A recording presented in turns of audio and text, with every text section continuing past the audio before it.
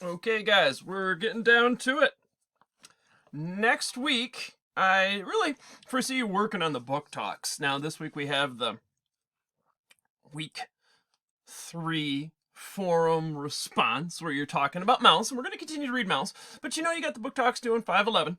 So here's my suggested schedule for the book talks. I mean, there's the outline and the summary, or I'm sorry, the outline, the menu. That's worth 20 points. Now, in this day and age that we are living, you technically only need to get mandatory +1, and that would give you the P, the passing. Now, if you want to boost it up a little bit, maybe you don't think your video is going to be that good, maybe you need some extra points, that's great.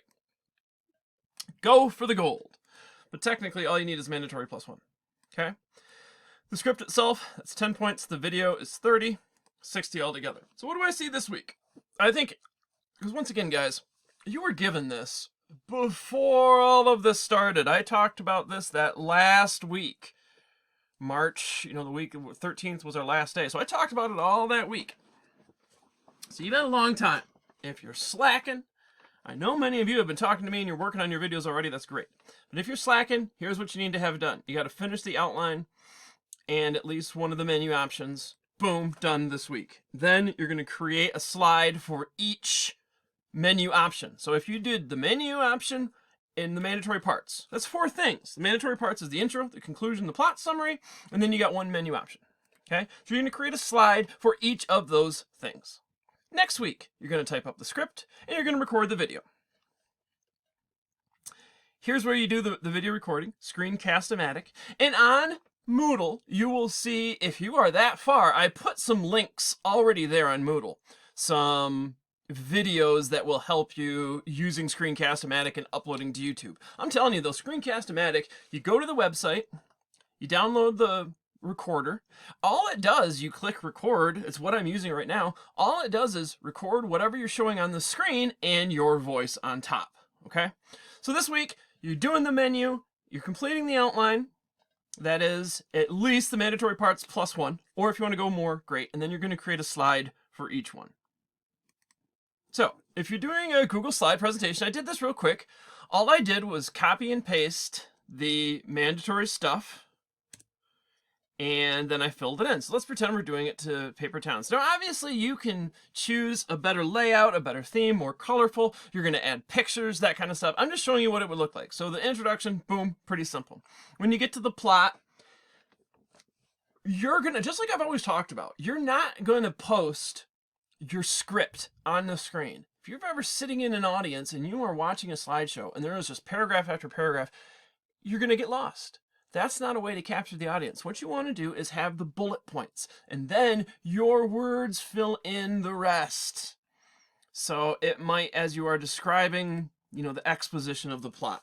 On the screen, it might just be something like this. Typical high school, speciousness, boy falls in love with a girl from a distance. Whereas that's what's shown on the screen, but your script might kind of say something like, in John Green's Bildungsroman, Paper Towns, we've got a typical high school. We have a boy who's in love with a girl from afar. Of course, everything in this high school, Jefferson Park, it was named after Dr. Jefferson, who was not even a real doctor. So it sets the stage for speciousness. It sets the stage for this fake world, this paper town. It's not substantial. Now, in this paper town, we've got Q, and he is in love with Margot Ross Spiegelman from afar, but he doesn't really know her. So then things start to heat up, and Margot feels betrayed by all the speciousness around her. Boyfriend cheated on her, her friends haven't told her, so she is seeking revenge. She helps Q, who is in love with her, so of course he goes along with it. They have a night of wonder and revenge. The ninja mission ensues. They are wronging some rights and righting some wrongs. For instance, they go to blah, blah, blah, blah, blah, blah, blah. So, what is on the screen is just the basic points. Boom, boom, boom. But you're reading your script. The script is you looking at your outline, and then you're just typing it into sentences, right? The outline is almost the bullet points, just the meat and potatoes, what you want. The script is the full thing. So, for example, maybe here we're talking about seeking revenge, and if we wanted to up this up a little bit, because pictures are fantastic, couple way to add pictures, I'm sure you know this, but you're going to insert an image, and maybe I just want to search the web. Revenge. Boom, what do we have? Hey, here's one. Double click it. Goes in. I'm going to move it around a little bit. Okay, I'm going to put it there. Hey, how wonderful. But then maybe you get onto characters. Again, you can change, the theme. You want to make it a little brighter, a little nicer, the layout. Obviously, mine's just black and white right now. But always adding pictures is fantastic. So when you get for Q, and again, it would sound something like this. So you're going to record the screen. I would click present. You would record the screen. But again, on the screen, it's just the nuts and the bolts, where it might sound like this, your script. Q is the protagonist in John Green's coming-of-age story, and as we've talked about, he really elevates his neighbor, Margot Roth Spiegelman. He loves her from afar, but as he slowly learns, he's not really in love with her, he's in love with the idea of her. And this sort of mystery begins, where we kind of lose Margot. We're not sure where he is. And as Q goes on the search for Margot, it's really a search for himself. It's a voyage of self-discovery. This is the character arc. He's growing and changing along the way, hence he is coming of age. Again, the bullet points are on your slide, so the slide creation is really not that much. You're just hitting the main points, and then it's going to be presented while you're reading your script. Hey, we did the picture where I just searched the web, but let's say we've got one that you have in mind. So again, if you don't want to just search for images, if you want to upload from your computer, well, I typed in coming of age, I'm in images, and here is one of my favorites, of course, the fantastic movie from my youth.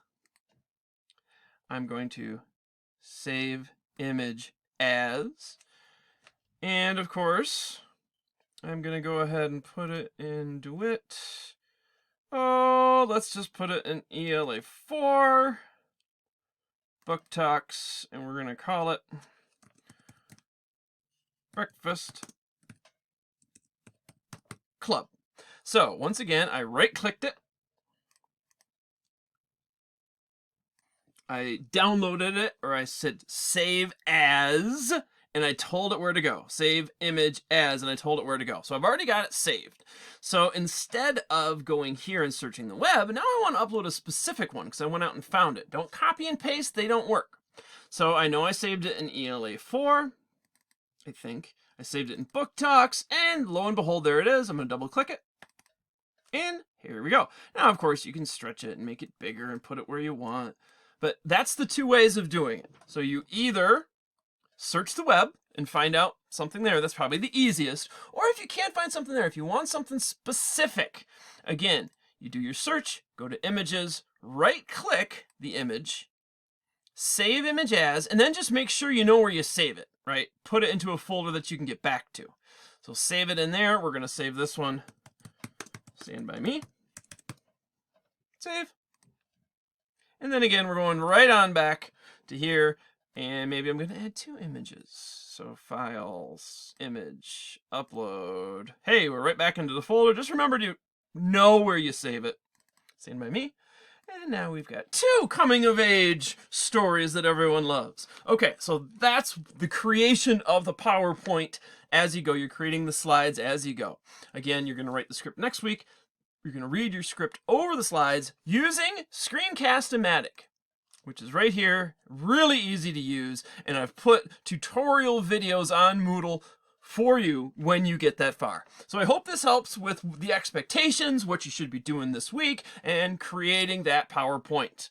Again, when all is said and done, you're going to come back here, launch the recorder, and then you're doing just what I'm doing right now. You are displaying what you want on the screen, in this case, your PowerPoint, and then you're reading your script over it. When all is said and done, you click stop, upload to YouTube, takes a little while to convert, and then all you got to do is go see it and email me the link to YouTube. All right, thanks, ladies and gentlemen.